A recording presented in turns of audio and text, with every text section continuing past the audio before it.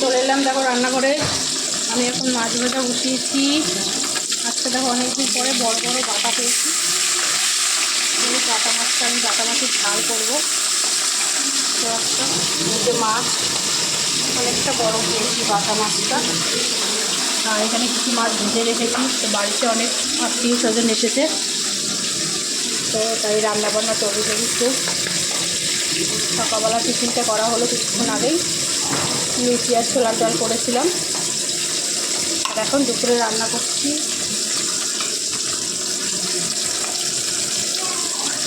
বাচ্চা মাছটা একেবারে কড়া করে ভেজে নিয়েছি, আর এখানে ডাল সিদ্ধ হচ্ছে।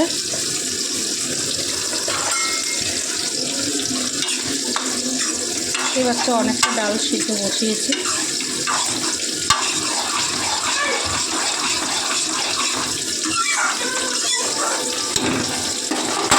তো কে বাটা মাছ ভালো খাও কমেন্টে জানিও। আর চলে আসো আমাদের বাড়িতে সবাই দুপুরের লাঞ্চটা করার জন্য। টাটা।